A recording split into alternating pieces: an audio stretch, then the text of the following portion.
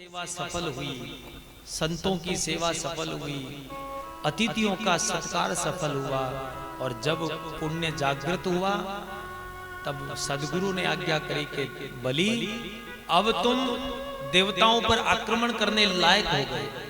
क्यों? क्योंकि जीवन की सबसे बड़ी जो पूंजी है वो है सत्कर्म। और यहां से समझिए इस चरित्र से कि सत्कर्म अगर प्रबल हो तो देवताओं को भी पराजित किया जा सकता है। सत्कर्म अगर प्रबल हो तो देवताओं को भी पराजित किया जा सकता है।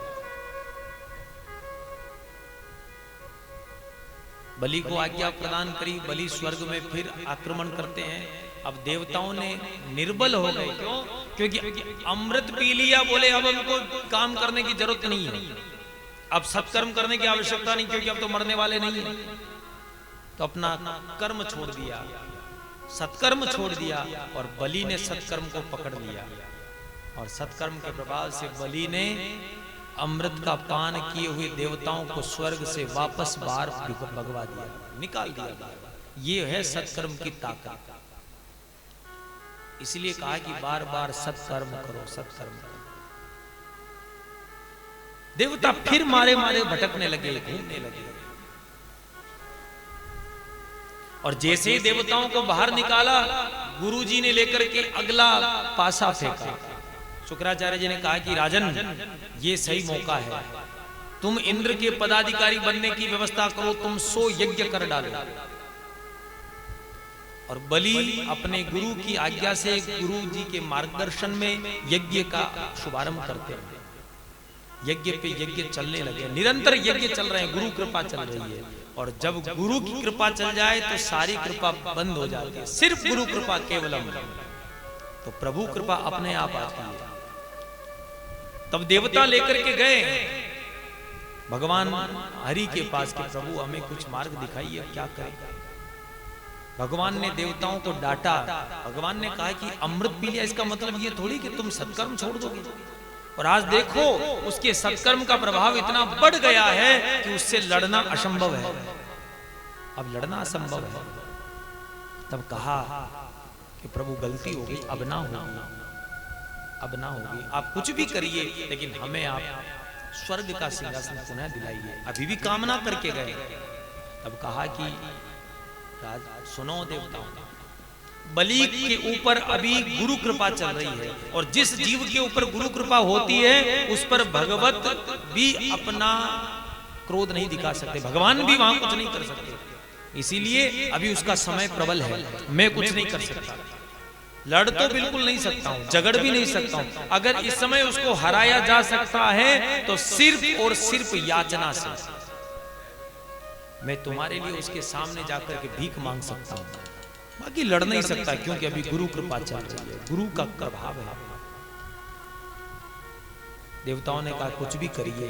तब भगवान देवताओं का काज सिधारने के लिए कश्यप और अदिति की आंगन में वामन बन करके आते, वामन बन के आते। और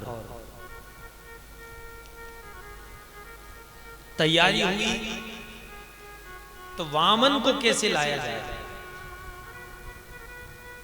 तो यहां सुखदेव बाबा आज्ञा करते हैं कि राजन, जीवन के आधारशिला को, जीवन की व्यवस्था को भगवतमय बनाओ। जीवन का प्रत्येक दिन अनुष्ठान है। गर्भवती स्त्री को चाहिए कि गर्भ काल में प्रत्येक दिन भगवान से अपने आप को जुड़ी हुई रखे, भगवत भजन निरंतर चलता रहे, तो संतान जो है संस्कारशील होगी। और स्मरण में रखें कि कृष्ण के जैसी बलि यज्ञ करवा रहे हैं और उधर वामन जी के आने की तैयारी हो रही है। कश्यप ऋषि ने अनुष्ठान बताया, साधना बताई कि योग्य संतान चाहिए तो साधन करो। 12 दिन का व्रत बताया, पयोव्रत, जिसके आधार पर अदिति आगे बढ़ी, गर्भवती हुई, भगवान ने आने का आश्वासन दिया। और 9 महीने बाद अदिति के आंगन में भगवान वामन के रूप में प्रकट हुए। और जैसे ही वामन के रूप में प्रकट हुए, सारी सृष्टि में बड़ा आनंद छा गया, बड़ी मस्ती छा गई, चारों ओर वातावरण बिल्कुल शुद्ध हो गया। और उसी समय वामन जी का प्राकट्य के उत्सव पर यज्ञोपवीत संस्कार हुआ। और यज्ञोपवीत संस्कार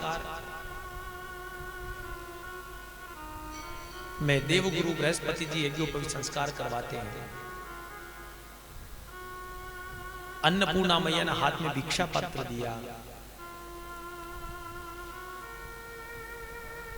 सभी देवताओं ने अपने अपने अनुसार वामन जी को भेंट दी। और वह भेंट जब वामन जी ने अपने गुरु को अर्पण करना चाहा तो गुरु ने कहा कि इतनी सी भेंट से मेरा काम नहीं होगा, मुझे ज्यादा चाहिए। जाओ, तुम्हारे नगर में एक राजा हैं जो वो यज्ञ कर रहे हैं, उन राजा से मांग करके लाओ, उनसे मांग करके लाओ।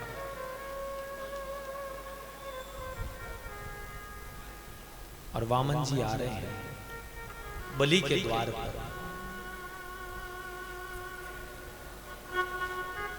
और बलि यज्ञ कर रहे हैं और वामन जी का आगमन हो रहा है।